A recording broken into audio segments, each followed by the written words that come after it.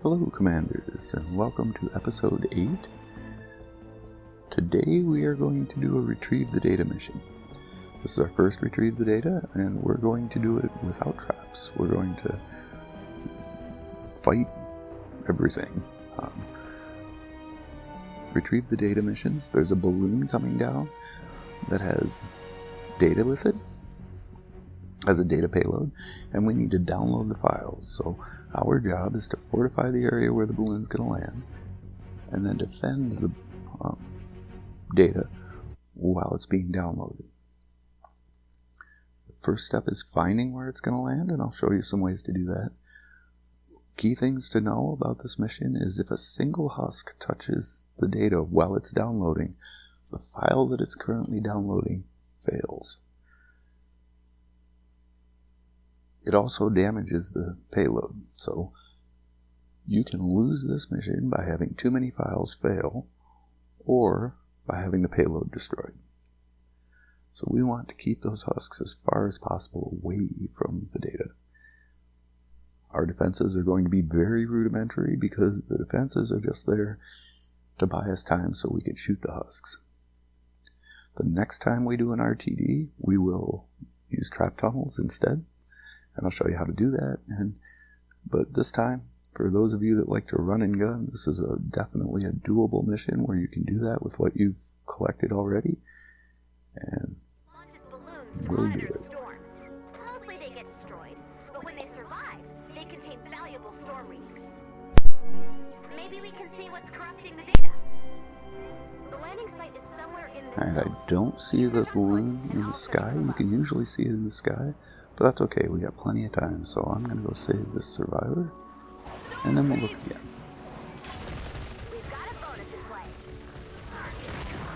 Notice I dropped Teddy on one side of the car, and I'm going to the other.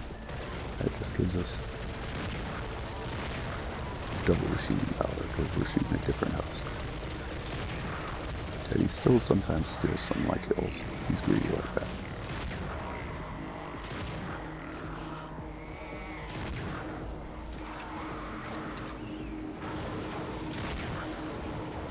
And this is all just a side trip. This has nothing to do with the actual objectives of the mission, and that's fine. And we should be about there. Yeah, there we go. No one's gonna believe this. Alright. Thanks again for your help. See you Another soon. survivor saved. Now let's look around in the sky. Still not seeing the balloon, but I do see a campsite. Campsites usually have good stuff, so let's go loot it. And this early in the game, we definitely always want ammo. Stock up. Yes, indeed, stock up.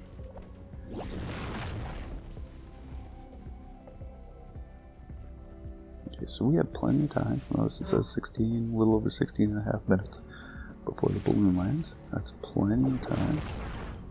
So I'm going to build in brick for this one. So I gather some stone, and there's the balloon. So we come around this hill, look in the center top of the screen. See the balloon up there? It comes straight down, so it's going to be that way. Oh, but that's a mine. If you come across a mine, go into it. There's plenty of minerals and things that you need down there, and we have a few minutes, so we're going to go ahead and harvest some of them. I know I've said this a lot, but if you get a chance to get quartz, take it. You will eventually need all that you have and more. Oh, and we have a bunker down here. So bunkers are places where survivors were hiding out and usually have lots of good stuff in them.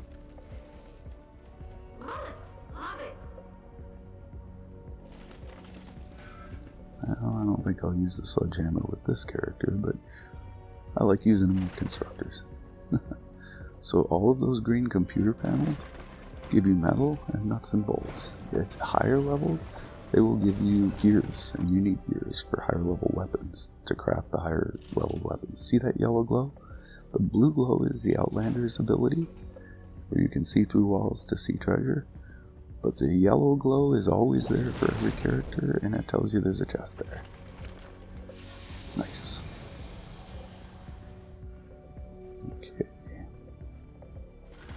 We need to get out of here now. If you have some time, you can smash walls, look for hidden compartments. But this mission is on a timer, and I do want to take the time to show you things, so I'll go ahead and collect some more stone for our building purposes and get out of here.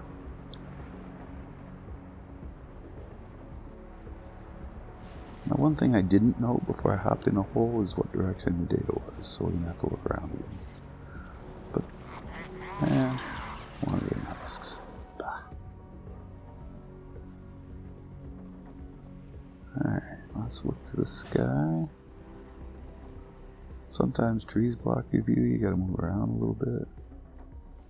Oh, there it was. Okay, right there, so straight to the north. This big clearing, it should be in here somewhere. There it is! That's where the balloon will land. There we go. Any attacks from the storm's creatures could corrupt the data. So let's build There's a lot of junk here in this field, so I'm just gonna skip ahead. Basically, I want to clear all this out so I have a good line of fire to any husks that are coming.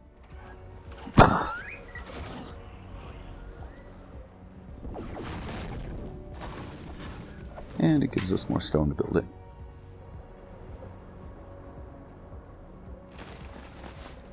So we'll leave here in a second, and when we come back, we'll have all this cleared out and nice easy paths for the husks to come to us. First, we're going to do 4 walls in stone. Easy peasy. And then we're going to put stairs facing out. And again, that's just so that the husks have to beat through the stairs before they can attack the walls. And then they have to beat through the walls before they can affect the data. So it's just a double layer of protection for us. We could do more, and I'll show you other ways to build this out. But for now, this is plenty. Alright, so here we've skipped ahead. The balloon's landing in 10 seconds. You can shoot the balloon down if you want to, and that starts the mission sooner. I chose not to for this first one. The next one we will. There we go. Balloon has landed. Again, get in the habit of putting coverings on these. We shouldn't see any lobbers, but they will come eventually. Alright. So I'm going to use that sniper, take out some husks. Now if you watch when I shoot the body of a shielded husk, it takes 4 to 5 shots. When I shoot the shielder first and then the husk, it takes 2 shots. So if your aim is good enough, shoot the shielders first. 1, 2, that's all it takes. Hey, we got a file. And they hadn't even gotten to the walls yet. Now, one thing you do have to look out for is if there's a cliff nearby, make sure you don't build close enough to it that the husks can hop right down on your data. And we're already going to throw Teddy out, but that's fine. Teddy's a renewable resource. You just have to wait for his delay timer to tick down, and he'll be back.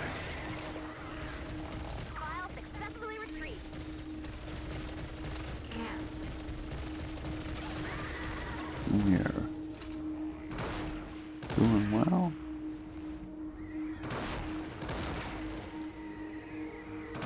There's a lot of husks here.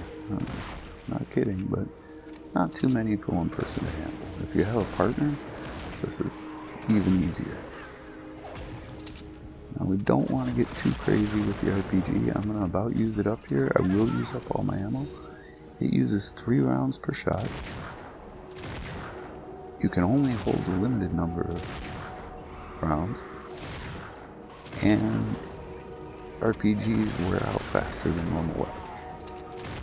So we definitely don't want to go crazy with it, especially since we don't have a schematic to replace it. This was one we got as a quest reward, and we got the weapon, not the schematic. We'll get the schematic soon enough, we just don't have it yet. Alright, we're doing good. Got another batch coming over the hill, being led by a husky. We do not want huskies, and certainly not shielded ones, so Teddy will take care of that for us, and I'll get rid of the shielder so somebody else doesn't pick it up. Alright. So there are 14 files here. Normally in a retrieve the data there are 16 files. Each file takes half a minute. So you can figure out how much longer you have to wait by doing the math. In this particular mission, because it's the first one you ever do, it shows you the amount of time left at the top. It does not do that. The timer at the top is time until extraction in normal retrieve the data missions. But you can do the math really easy. If you've got 8 files left, it's a minute for 2 files, so that's 4 minutes.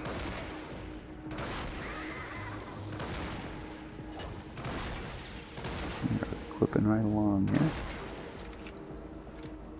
Teddy again.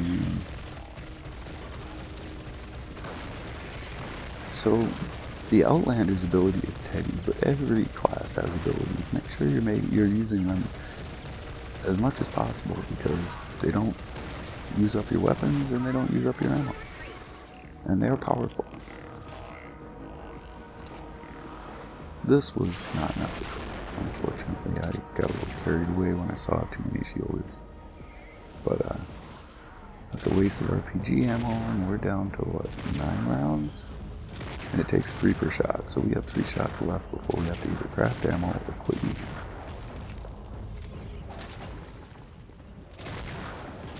That's a crowd. Yeah, we'll do some house cleaning.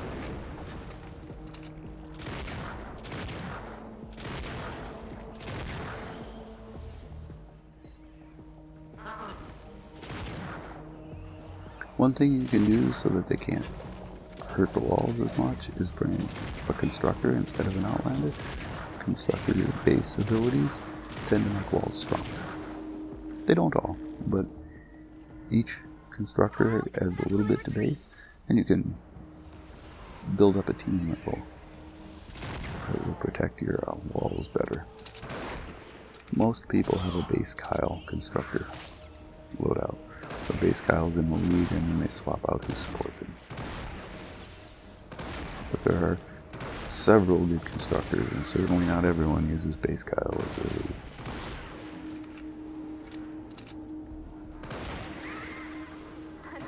Alright, we're down to less than 2 minutes. They have not even gotten close to hurting the data. And they won't.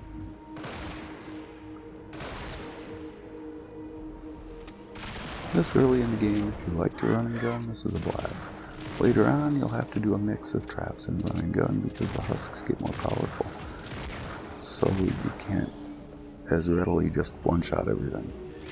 You have to do some damage with traps, or take some out with traps, and only fight the stuff that makes it through the tunnels. And that keeps it manageable, about like this. Sometimes a little more hairy than this, but you also get better as you play, so they can challenge you a little bit more. And if you find a mission you really can't do by yourself, and there are some, then you go find help. Another use of Teddy. Think how many husks Teddy's killed for me without expending a single round of ammo. That's good stuff.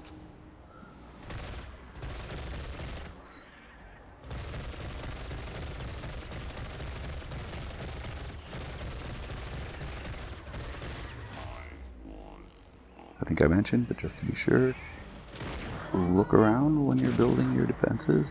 If there's a cliff above the payload, you don't want to put stairs that give husks a route straight down to the roof. So you want to be careful, make sure you have a 1 square gap between any cliffs and your buildings. Particularly roofs, but also stairs. Alright, guys.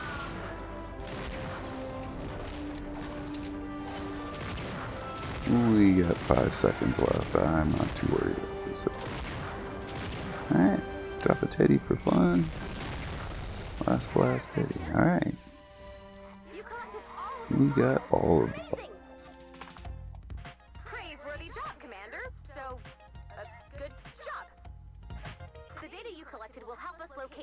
survivors and weak points in the storm.